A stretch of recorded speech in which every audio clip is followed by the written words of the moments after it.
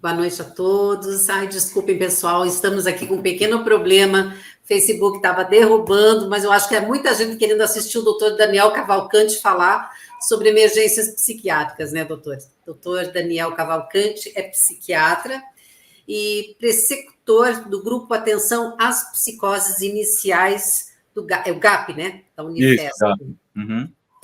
Mais Muito alguma bom. acrescentar, doutor? Obrigado, Sara.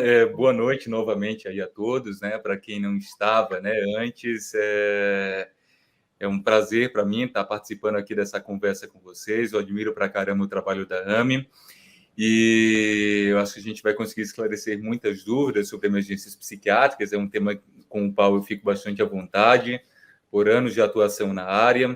Até recentemente estava à frente da coordenação lá do pronto-socorro de psiquiatria, do CAISM, da Unifesp, e ao longo da minha formação tive bastantes horas ali de convivência na unidade de emergência. Muito obrigada, doutor, por aceitar o convite da AME, né? A gente fala de um assunto aí muito importante, emergência psiquiátrica. Então, voltando ao início, né, doutor, o que são emergências psiquiátricas? Olha, emergências médicas, em geral, são aqueles quadros nos quais a gente tem que atuar em questões de horas para impedir que aquele desfecho acabe sendo mais significativo, às vezes até mesmo letal, tá? No caso da psiquiatria, né, alguns exemplos de emergências psiquiátricas são ideação suicida, né,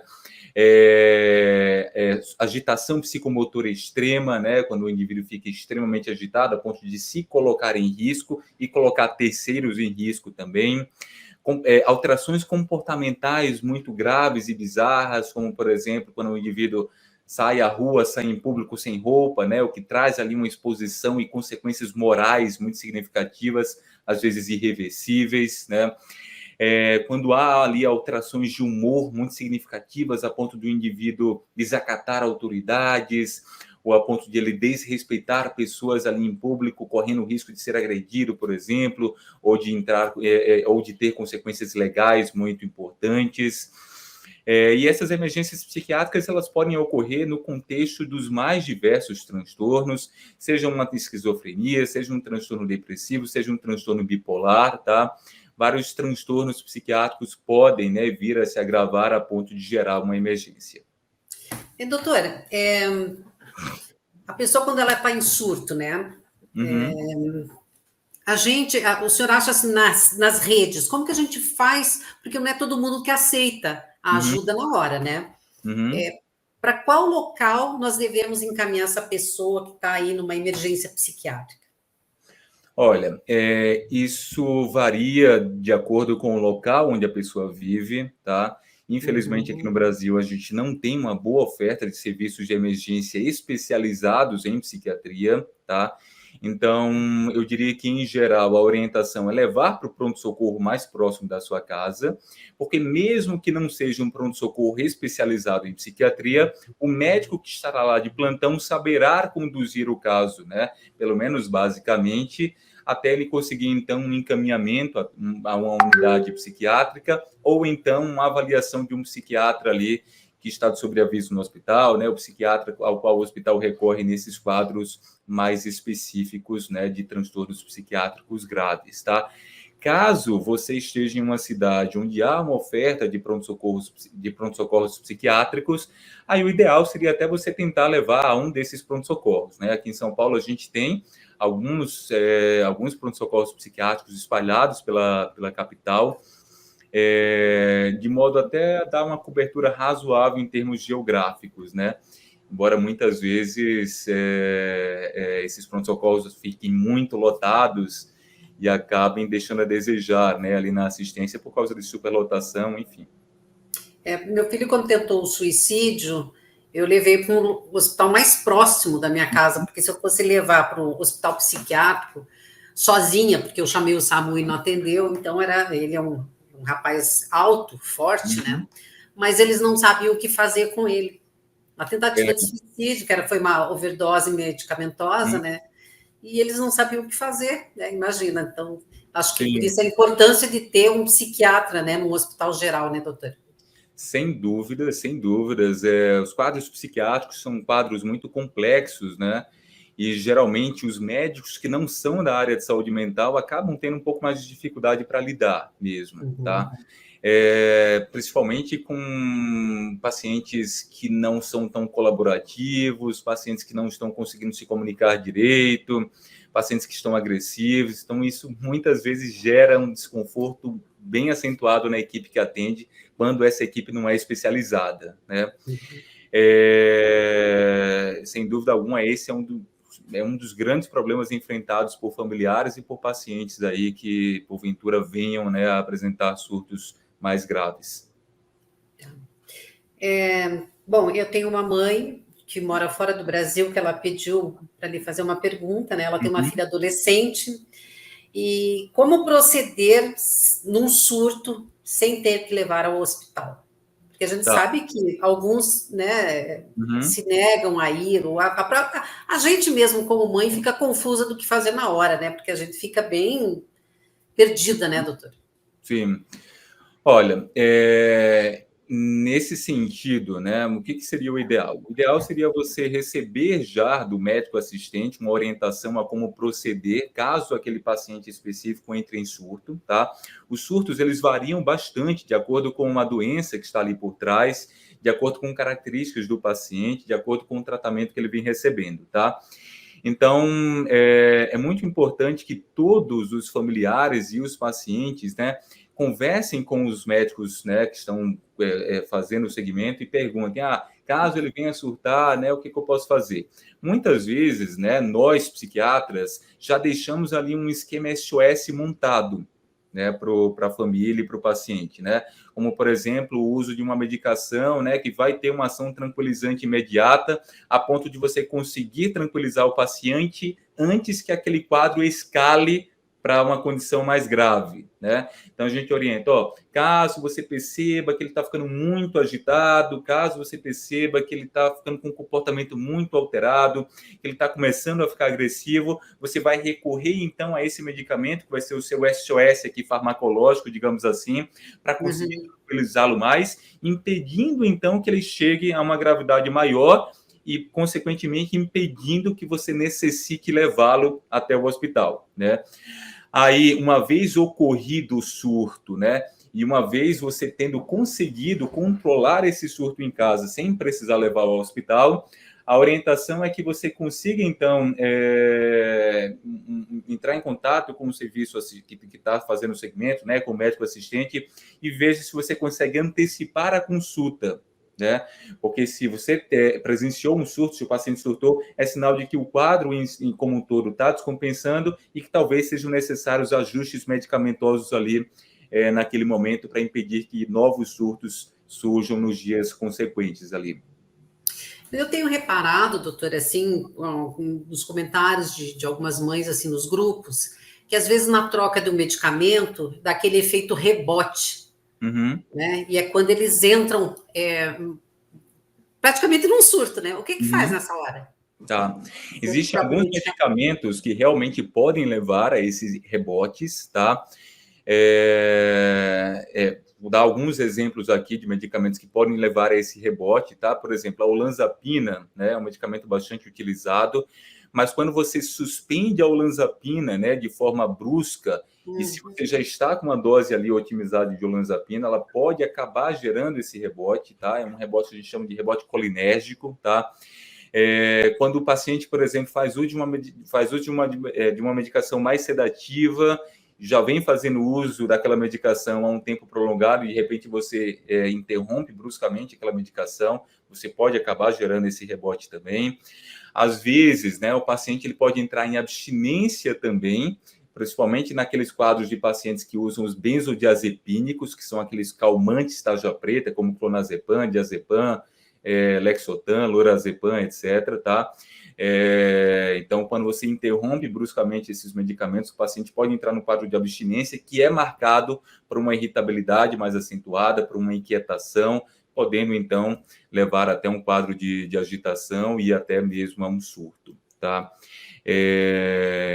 Então, assim, Às vezes eu compreendo, né, que a interrupção é por outros motivos. Às vezes, por exemplo, a gente se depara com faltas, né, ali da medicação no serviço público, né? Recentemente a gente até teve, né, problemas aí no abastecimento das farmácias de alto custo, que levou muitos pacientes a ter uma interrupção no medicamento. São situações difíceis de se contornar muitas vezes, porque depende de instâncias maiores, né?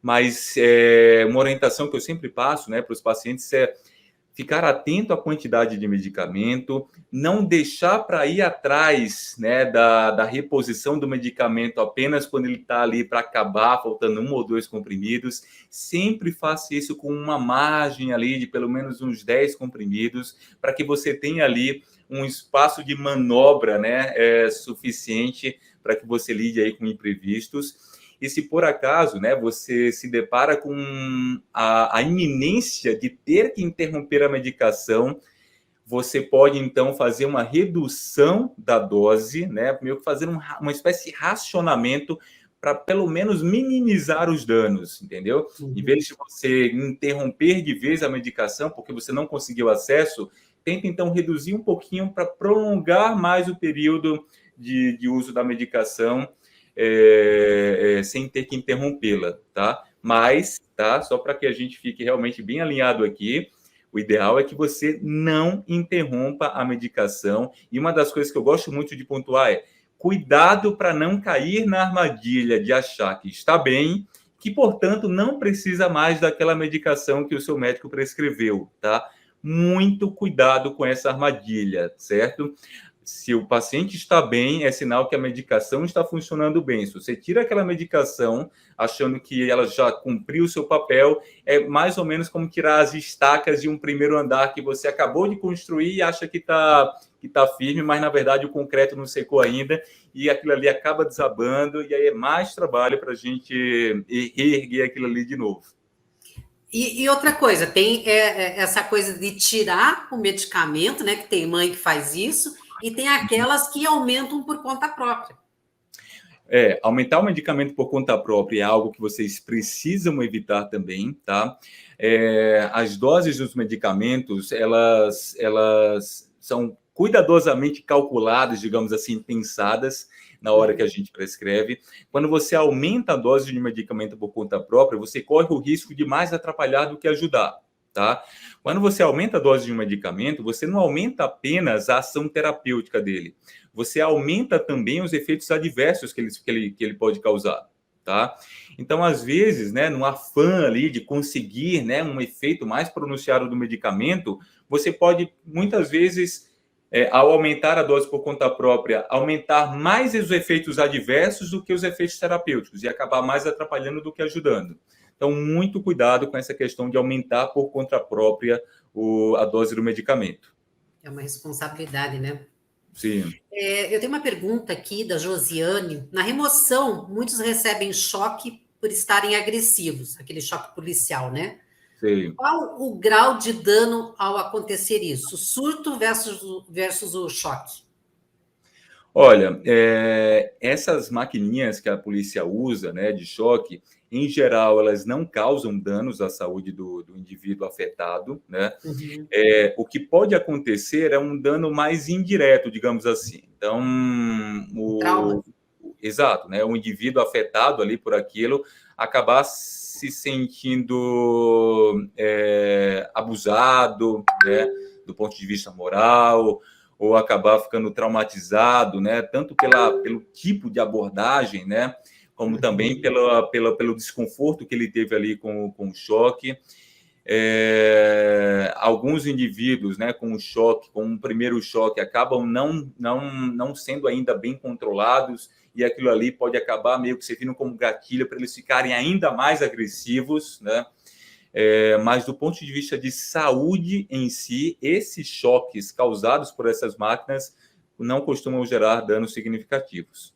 É mais do corpo mesmo, né? Do que É do mais cérebro, né? impacto psicológico, né, que aquela abordagem gera. Sim. E da possível escalada ali, né, da agressividade, né, em virtude daquela abordagem mais truculenta, digamos assim. Isso aí até dificulta depois, até acho que na adesão ao tratamento, né, doutor? Não sei. Sim, às vezes os Cria um trauma familiares. geral, né?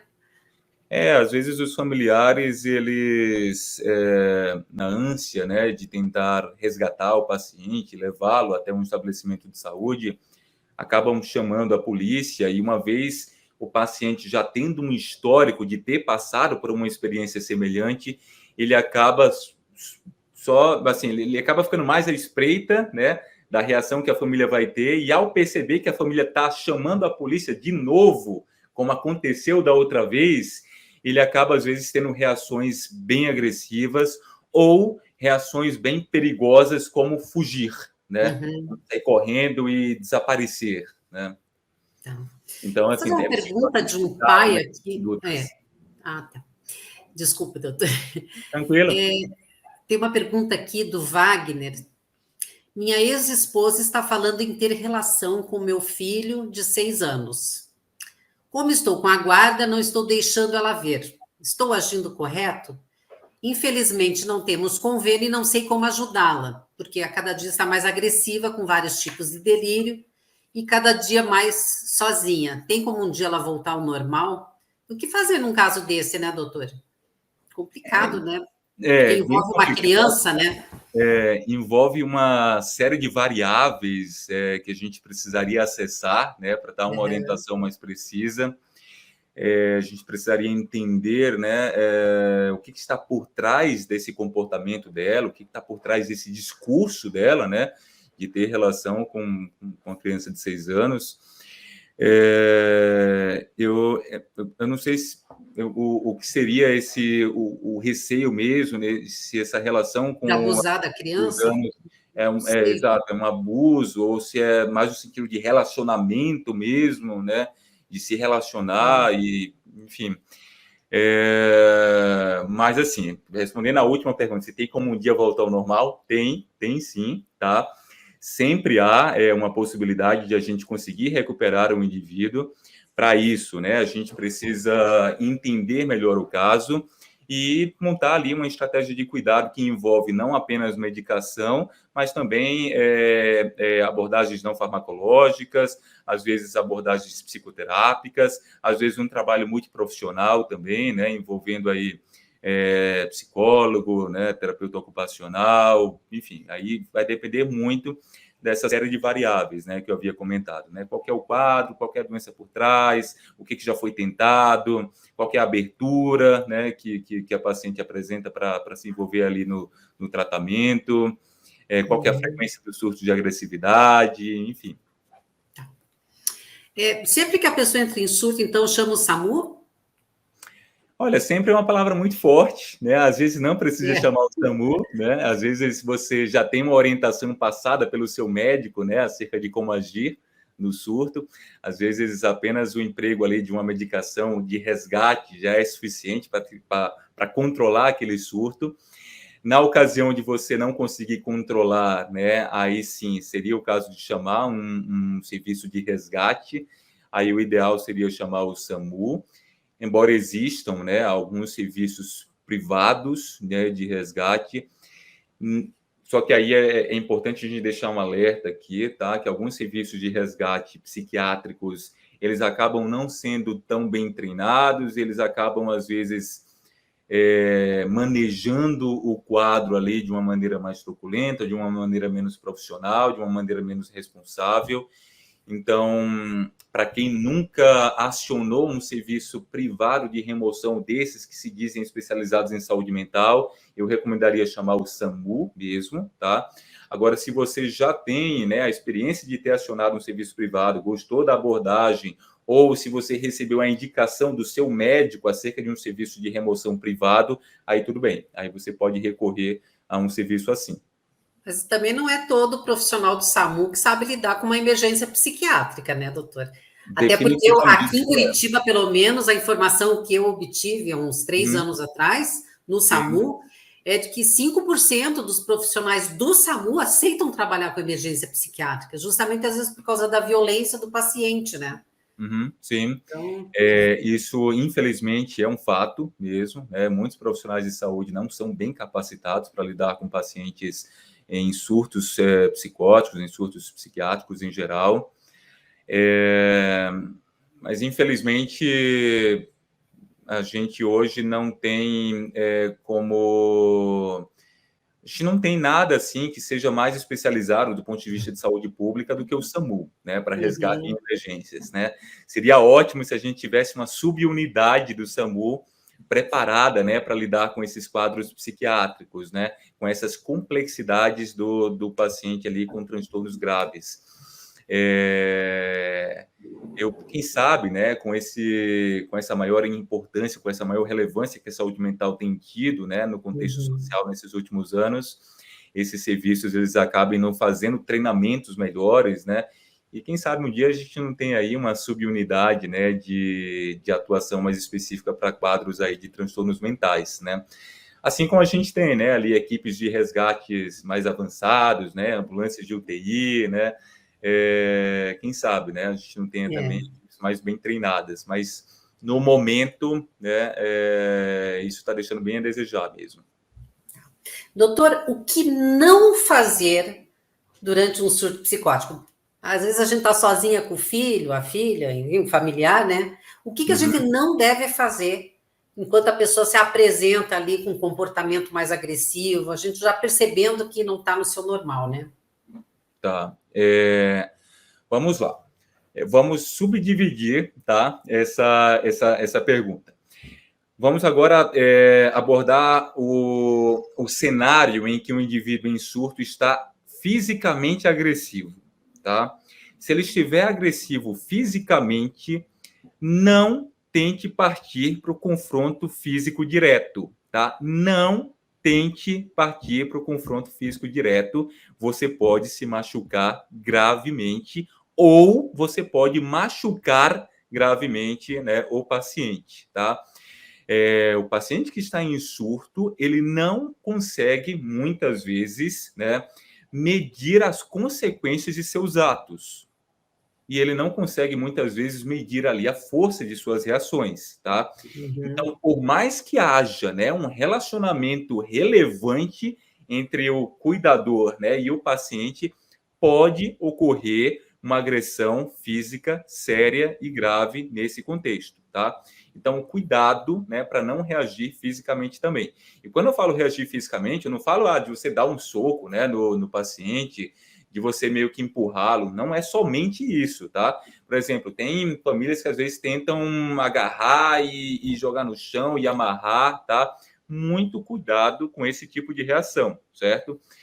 É claro, né, que em determinados momentos, né, o indivíduo ele já está num estado de agitação psicomotora extrema, a ponto de familiares terem que agarrar ali e tentar conter em casa. É compreensível em determinados momentos que isso ocorra, né? Eu não vou aqui ser aquela pessoa utópica, né, de falar, não, você tem que conversar e tal. Porque a gente sabe, eu sei, eu já presenciei muito momentos em que a conversa isoladamente não é suficiente e os familiares ali meio que tentando, né, controlar aquele indivíduo que já está quebrando tudo em casa, que já está agredindo fisicamente os outros, acaba meio que tentando controlá-lo ali mais fisicamente com força mesmo, tá? Mas o ideal é que vocês consigam perceber isso, né? Perceber que aquele indivíduo está ficando cada vez mais agressivo precocemente e intervenham precocemente também para impedir que aquele indivíduo chegue, então, às vias de fato, né? Como se diz, né? Chegue ali a comportamentos mais sérios, tá? Se você estiver sozinho, né? E você percebe ali que você não vai conseguir, né? Ter a força suficiente para controlá-lo, né? Afaste-se, né? Chame ajuda e aí sim tente alguma conduta um pouco mais incisiva ali, tá? Mas sempre com cuidado para não se machucar e nem machucar o paciente, tá? O que mais que outra coisa que você não deve fazer, né, é administrar medicamentos em doses com as quais você não tem experiência ou em doses com as quais você não foi orientado, tá? Uhum. Se você está ali, né, presenciando um quadro de surto em que o paciente está agitado e você então vai fazer a aplicação ali, vai fazer a administração de algum medicamento tranquilizante, cuidado para você não dar uma dose excessiva, tá? Existe algo que a gente chama de efeito paradoxal, tá? Dos tranquilizantes. Às vezes, quando você dá uma dose excessiva, você pode agravar a agitação em vez de tranquilizar o paciente, tá? Então, faça uma dose com a qual você recebeu orientação ou com a qual você já teve experiência antes, né? Nesse tipo de cenário. O que mais que vocês não devem fazer nesse momento, né? Aquela coisa de olhar nos olhos diretamente para eles, assim, é uma coisa que Boa, parece que bem eles entendem lembrado. meio ameaçador, né? Bem lembrado. Você precisa ter uma postura, uma comunicação não verbal Uhum. cuidadosa para que você não pareça estar desafiando, tá, o paciente. Então, por exemplo, quando a gente faz o treinamento de residentes em psiquiatria, né, de médicos que estão ali se formando, psiquiatras, a gente ensina que a melhor postura para eles ali atendendo um paciente desses em vez de ficar aqui diretamente de frente para o paciente, peito a peito, adotar uma postura mais lateralizada, tá? Isso, em termos de comunicação não verbal, causa um impacto ali no outro indivíduo, né? De maneira que você parece menos ameaçador para ele, menos confrontador. Então, nesse contexto, né, do que não fazer entre familiar ali e paciente, essa questão da comunicação não verbal é importante. Cuidado para não parecer desafiador ao paciente, porque ele pode acabar tendo que se defender de você por causa de delírios, né, que estão ali rondando a mente dele. Muitas vezes esses delírios são persecutórios, muitas vezes esses pacientes acham, né, que estão sendo prejudicados, né, que você está tentando passar a perna nele, que você está tentando fazer alguma coisa de ruim com ele. Então, cuidado também com essa comunicação não verbal. Cuidado também para não subestimar, né, determinadas mudanças comportamentais. Então, eu sempre falo para você, eu sempre falo para os familiares, né, para ficarem atentos às experiências passadas e aprenderem com elas, né. Em geral, os surtos, né, eles apresentam sinais ali antes de chegar a quadros mais graves. Então, você precisa entender quais são ali os primeiros sinais de que o indivíduo está entrando em surto, para já fazer uma intervenção mais oportuna também. Evitar muito barulho, né? Televisão ligada, música, evitar essas Às coisas, vezes, né? o olhar do paciente já muda, né? Quando ele está ali prestes a abrir um surto mais grave. Porque Então, tem aquela coisa, né, doutor, de a gente saber distinguir o que é surto e o que é uma manipulação deles, né? sim, sim. Porque eles ficam, às vezes, assim, né? Quando eles querem alguma coisa, principalmente da mãe, né? Sim. Uhum, Eles acabam mudando o comportamento, como o meu, ele teve uhum, ele deu um murro aqui e ele me pegou uhum, num dia que eu não estava boa, sabe? Aí, sei. quando ele deu o murro, que ele falou, eu vou surtar, eu falei, não, quem vai surtar hoje sou eu. Mas aí eu dei um murro na mesa, Uhum, mas olha, ele ficou que foi uma benção, é, sabe? Eu, nesse é, quesito, um. entram muitas individualidades, né, nesse quesito, né? Cada paciente tem as suas peculiaridades relacionadas ao temperamento, né? E aí, nada melhor do que o familiar que convive ali bastante com o paciente, né? E que tem ali uma convivência de anos, para pouco a pouco desenvolver essa habilidade de reconhecer, né? Quando que é uma manipulação, quando que é um surto mesmo. Então, pouco a pouco, o paciente ele vai desenvolvendo essa habilidade, o familiar vai desenvolvendo essa habilidade também. Uhum.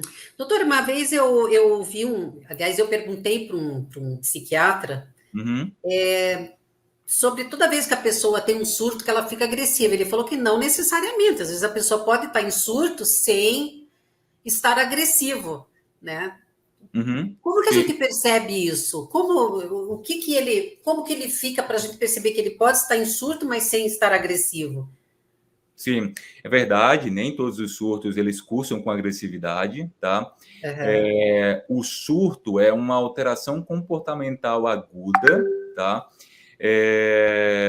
E você pode ter, por exemplo, né, surtos que cursam mais com uma alteração de humor mais proeminente e o comportamento acompanhando essa alteração de humor. Por exemplo, né? Existem surtos que a gente vê bastante na esfera do transtorno bipolar, em que o indivíduo começa a se sentir mais grandioso, mais poderoso, ele começa, então, a ter uma atitude mais arrogante, ele começa a perder um pouco ali dos limites de reconhecer o que é algo perigoso e o que não é. Então, ele começa, por exemplo, a gastar mais dinheiro, ou a encarar a autoridade de uma forma mais pedante, né, correndo o risco ali de ser detido, né, por desacato, etc. Então, esse é um dos exemplos, né, de surtos que não cursam com agressividade, né? Existem surtos também marcados mais por alterações comportamentais, como, por exemplo, quando o indivíduo começa a ter comportamentos bizarros, por exemplo, sair de casa sem roupa, ou tomar banho, né, de roupa, ou manusear ali insetos, né, manusear lixo, por exemplo, né? Esse é um outro tipo de surto marcado por um comportamento bizarro, mas não agressivo, tá? Então, como acumulador, aqueles acumuladores, os acumuladores, a gente não costuma ver isso num contexto de surto, né? Os acumuladores, em geral, eles mantêm esse quadro de uma maneira mais contínua, né?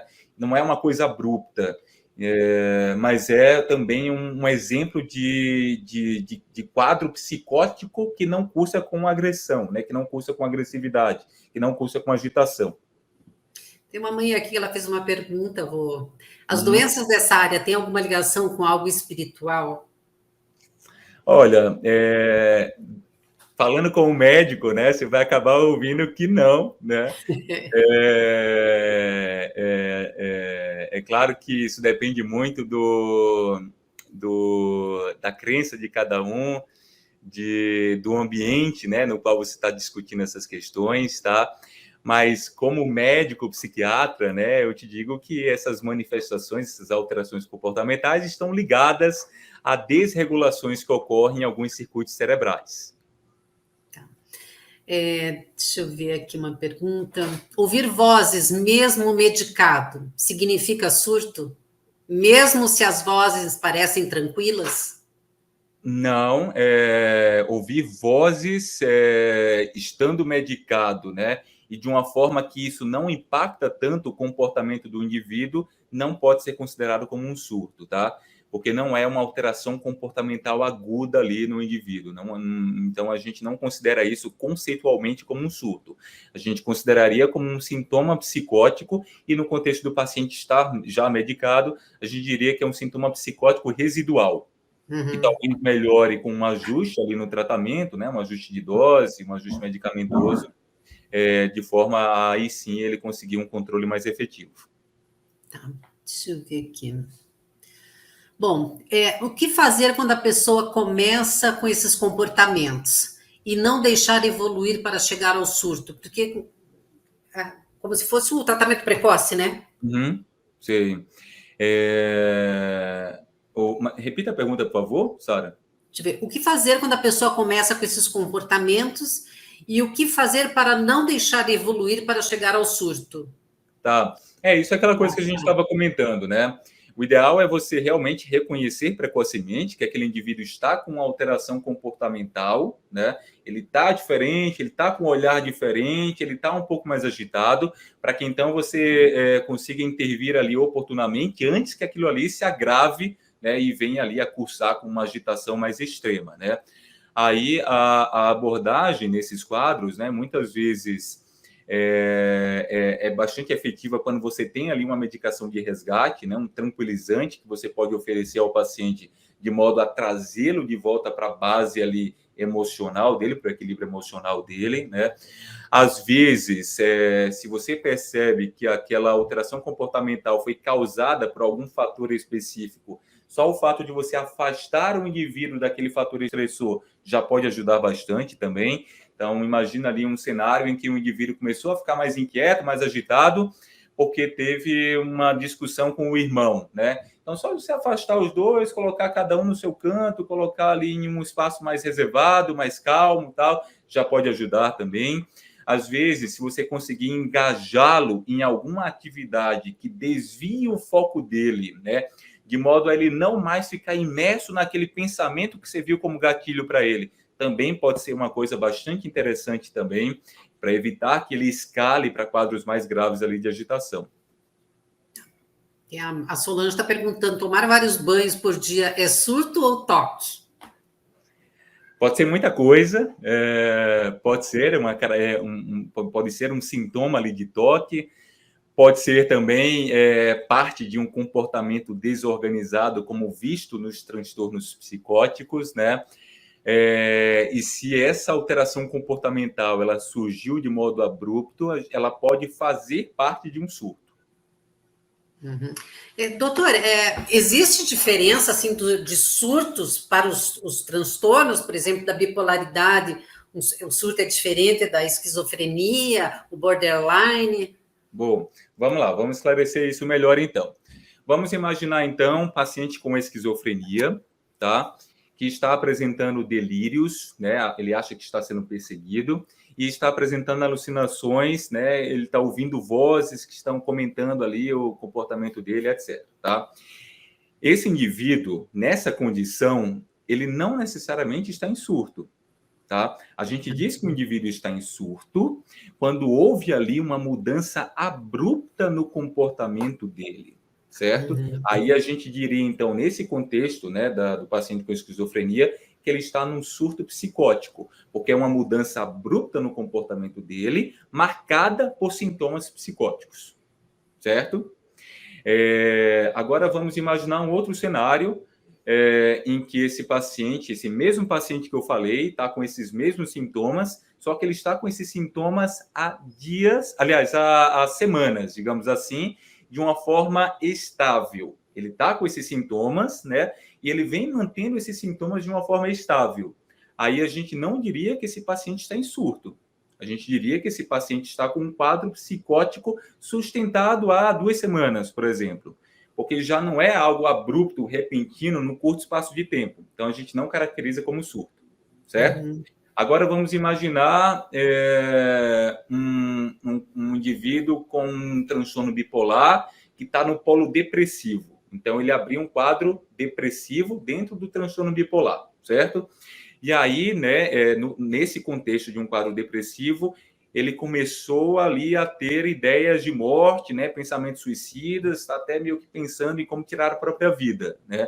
Aí a gente poderia, então, dizer que, caso isso tenha ocorrido aí num curto espaço de tempo, né, ontem ele começou com isso, hoje ele está assim, muito mal, muito para baixo, muito triste, choroso, dizendo que vai morrer e que vai tirar a própria vida, a gente poderia dizer, então, que ele está em surto, mas nesse caso não seria um surto psicótico, porque os sintomas aqui não são sintomas psicóticos, são sintomas depressivos. Então, a gente diria que ele está em um surto depressivo, né, com ideação suicida.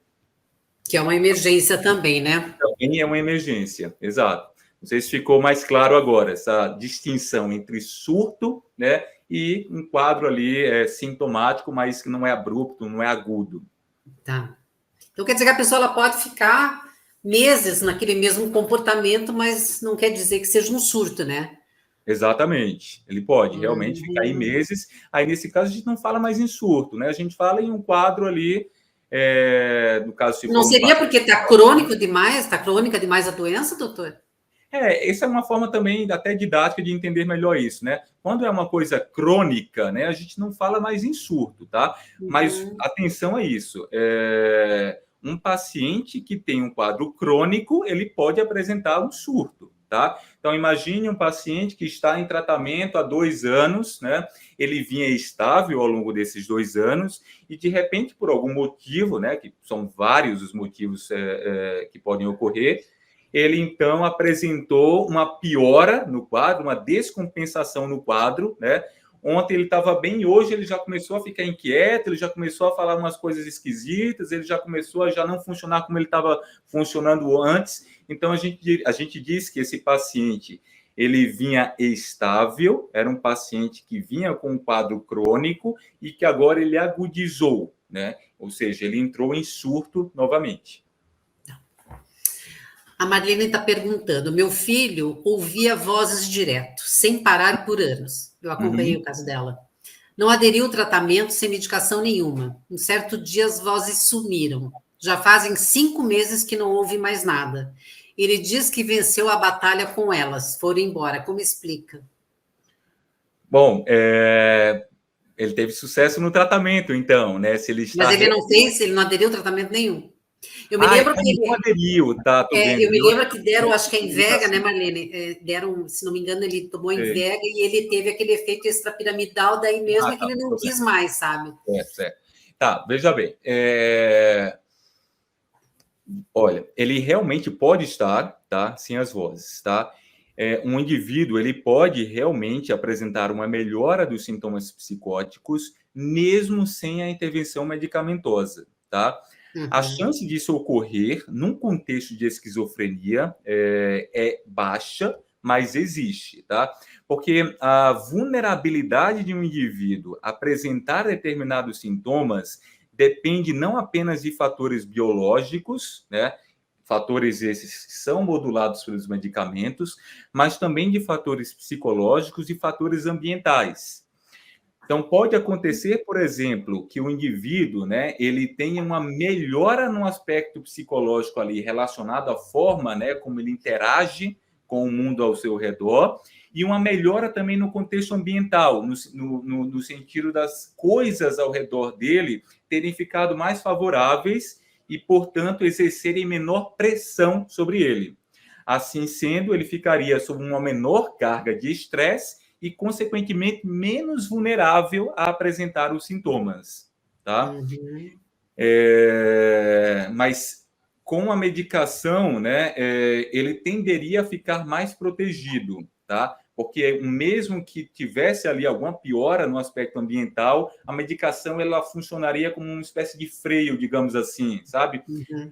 Um airbag, digamos assim, sabe? Para conter que ele venha ali a romper a barreira da normalidade, digamos assim, da funcionalidade, tá?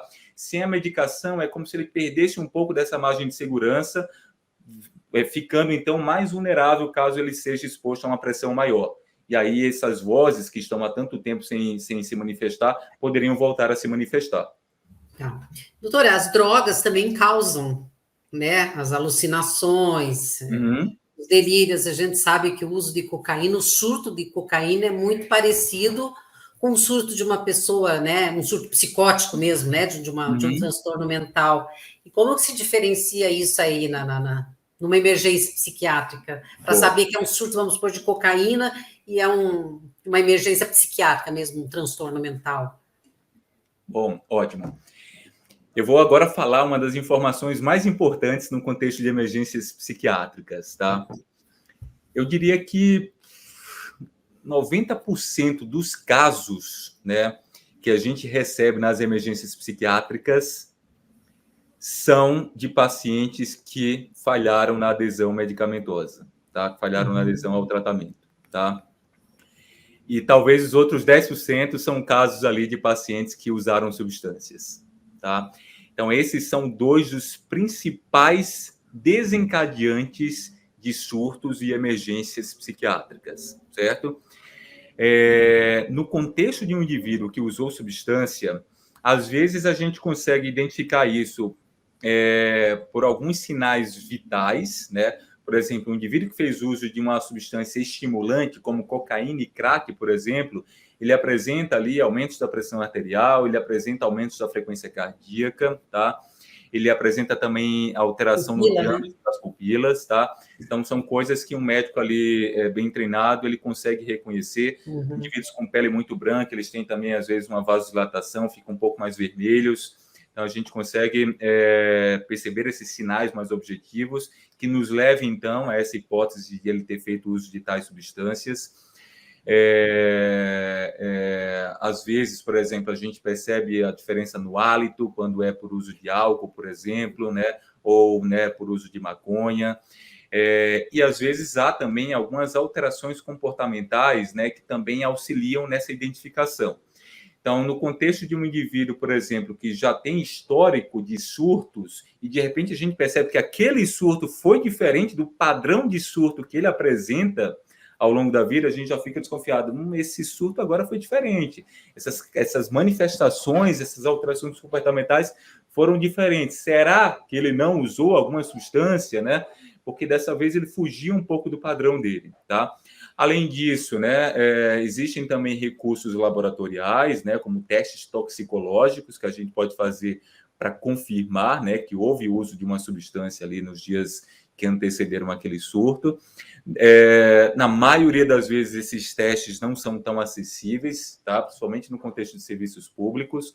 No contexto de serviço privado é um pouco mais fácil, tá? Mas nem sempre, tá? É fácil assim. E também, para isso, a gente se vale bastante de informações objetivas trazidas pelos familiares, né? Pelos acompanhantes, né? Pergunta, se notou se ele usou alguma substância, né? Notou se aquele comportamento que ele apresentava quando usava a substância voltou a se apresentar.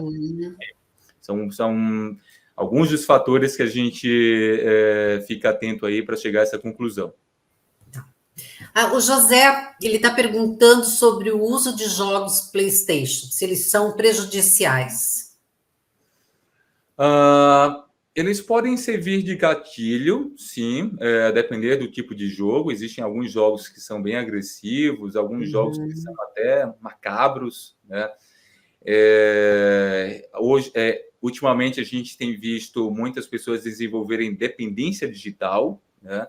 Esses jogos, eles, em geral, eles são criados para fazer com que o indivíduo tenha um envolvimento cada vez maior com a dinâmica do jogo, né? Então, os jogos mais modernos, eles são montados de forma ao indivíduo ter recompensas, né, a cada minuto ali. Ele vai ganhando algumas coisas, ele vai conquistando níveis superiores e tal. Isso serve como recompensa lá no cérebro, fazendo com que você possa desenvolver uma dependência, tá? Toda dependência, né, uma vez desenvolvida, pode gerar alterações comportamentais, principalmente quando o indivíduo se vê longe daquele estímulo, né? Longe do tóxico, que no caso aqui a gente está falando de videogame, tá? Então, eu já tive quadros, né, de pacientes com dependências bem típicas, tá? De jogos, e que toda vez que ele era afastado daquilo ali, ele acabava se apresentando mais agitado, né? É uma síndrome de abstinência tal qual a gente vê na dependência química. Então, dentro desse contexto, os videogames, eles podem, sim, né, ser prejudiciais, mas, claro, a gente não pode generalizar. Tá. Doutor, agora eu vou falar de um caso que a gente acompanhou um pouco, de uma mãe que tem um filho, se não me engano, de 6 anos. E ele fala que ele ouve vozes, que ele tem que matar a mãe, que ele tem que matar a irmã, que ele tem que matar o pai, e depois ele tem que se matar. Inclusive, ele faz os desenhos, sabe? O pai segurando uma faca, uma cruz em cada corpo. Como proceder sendo uma criança? Porque a gente sabe que é difícil a psiquiatria infantil, né? Como que a gente identifica? Aí seria fundamental que eles tivessem uma psicoterapia, tá? Uma psicoterapia regular, uma psicoterapia com um bom terapeuta, tá? Esse terapeuta, ele precisa ter um vínculo muito bom com a família, para sinalizar à família qualquer percepção, né, que tenha chamado mais a atenção dele. O terapeuta, ele vai ter esse olhar mais apurado, mais aguçado, né, mais profissional, mais técnico, né, para conseguir perceber elementos do discurso ali, né, do paciente, que levem ele a crer que a família, por exemplo, está num perigo mais significativo, tá? E aí ele vai, então, acionar a família, cuidado, eu percebi isso, tá? Eu recomendo que vocês tenham uma vigilância redobrada nesses próximos dias, afastem, né, coisas que podem servir como armas, né? Tente engajá-lo, né, em atividades um pouco mais leves, em atividades assim que vocês possam desviar o foco dele. E sinalizar também um psiquiatra, né, que está acompanhando o caso, para o psiquiatra avaliar se no caso não seria até, se não seria até um caso de hospitalização, não no sentido de, mais no sentido de proteção, sabe, tanto do jovem como da família também. São quadros bem complexos, bem angustiantes para a família em geral, tá? Mas é isso, são quadros que requerem um acompanhamento bem próximo, né? Um acompanhamento muito bem estruturado, com uma equipe muito profissional, porque aí você aumenta as chances de identificar elementos que levam ali a um perigo maior. Mas, infelizmente, né, doutor, essas equipes, assim, essa equipe multidisciplinar, a gente nem sempre encontra, né, no SUS, por exemplo, né, Sim, então, tem muitas famílias aí carentes que não vão conseguir sim, isso, porque, e tem muito profissional, por exemplo, terapeuta, que não sabe lidar com a esquizofrenia, uhum, sim, sim. é bem complicado. Sim, é complicado realmente. Muitas vezes a gente se depara com situações que socialmente são bem complexas, né? Lá no pronto-socorro a gente conta com assistente social, né? E a gente até brinca falando que ela é mais importante aqui do que qualquer outro profissional, né? Porque é muito frequente a gente se deparar com esses cenários assim sociais complexos em que a gente precisa de uma intervenção especial, mas não consegue ter acesso a ela, né? No caso assim de famílias, né, que não conseguem ter acesso a serviços mais especializados, essas equipes multiprofissionais, o recomendado é que elas consigam se engajar nesses grupos, como o grupo de vocês, né, se engajar em atividades como essa que a gente está fazendo aqui, para que pouco a pouco, né, elas consigam adquirir mais conhecimentos, né, e conseguirem ali, com esses conhecimentos, lidarem de uma forma mais ponderada, né, conseguirem ali ter insights maiores acerca de ideias que podem ajudar a contornar esses quadros, mesmo sem ter acesso a essas equipes mais especializadas, né? Mas, assim, repito, isso esse tipo de atividade aqui é uma atividade que pode ajudar bastante, né, as pessoas, o público em geral, para saber lidar cada vez mais com essas situações. Eu tive também uma outra situação que se passou no nosso grupo. Eu, particularmente, já não me espanto mais com muita coisa, sabe, doutor? Mas Uhum, a gente sempre fica chocada, né? É uma mãe, coitada, a gente até se coloca no lugar dela. A filha, está sempre muito assim agressiva, né? E uhum, pegou, acho que uma faca e passou nela, assim, sabe? Não foi um corte profundo, mas machucou, e queira ou não, era uma faca, né? E dias atrás ela perdeu totalmente a cabeça, a menina estava sentada, ela ia gritando com o celular, né, uhum. falando para a menina, algumas coisas assim que depois a gravação até sumiu, não sei se ela apanhou da menina, eu sei que a garota foi levada pelo SAMU e ela também foi depois hospitalizada, até com o início de AVC, né? Uhum, Então, esse é o tipo de comportamento que, primeiro, que a mãe não deveria ter. Mas o que se faz, doutor? Porque nós, por exemplo, muitas somos sozinhas. uhum, uhum. No hospital, às vezes, você chama um SAMU, leva numa UBS, eles dão um diazepam, um outro medicamento, às vezes até um Aldol ali, um Uhum. haloperidol, e mandam para casa de novo. Como que a Sim. gente procede? Porque aqui uma mãe está perguntando, né? E as medicações? Dá para dar escondida num suco, alguma coisa? Não? Como Olha, faz? eu já passei por situações assim, sabe, de conversar sobre esse tipo de manejo, né, de dar medicação escondida ou não. É uma situação bem É difícil, né? complexa para a gente, sabe, porque eticamente a gente não pode, né, Uhum. orientar ninguém a medicar alguém escondido, Escondido. né. Por outro lado, a gente fica olhando, putz, mas se não medicar, eu vou estar meio que, que às vezes promovendo um mal-estar coletivo, né? E tem um princípio na medicina, né, que é de você sempre tentar preservar o bem-estar coletivo, né? Então, se você pode salvar duas pessoas, em vez de uma, é sempre preferível salvar duas pessoas, né? Isso é uma coisa que que a gente aprende na nossa formação, isso é uma coisa que emergencistas treinam bastante também, quando eles vão ali para cenas de tragédias com múltiplas vítimas, então eles têm que fazer uma leitura assim, para tentar salvar o máximo de vidas possíveis, né? Uma situação como essa, né, que você até exemplificou, de dar medicação no suco, né? Macerar na comida.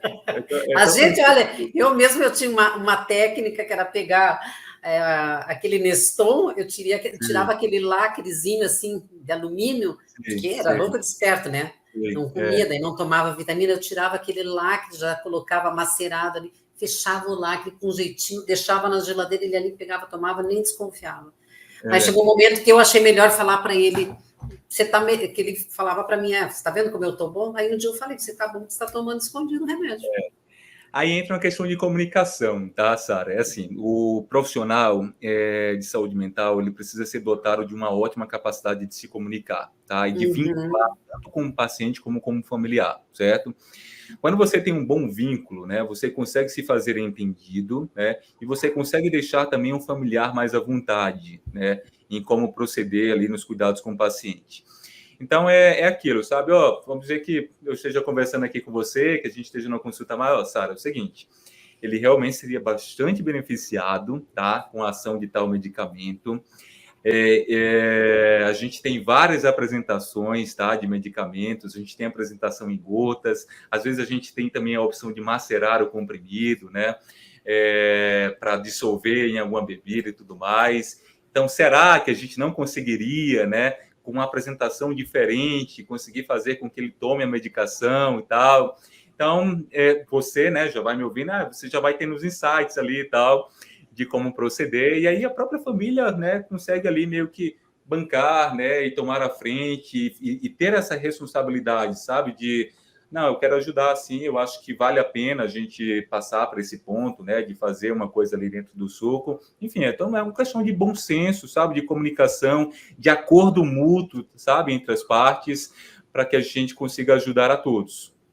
Tá? Vou fazer a última pergunta agora, doutor. Sim. Nós, como cuidadoras, né, cuidadores, também podemos ter um surto? Que tipo de surto seria esse? Porque a carga é muito grande.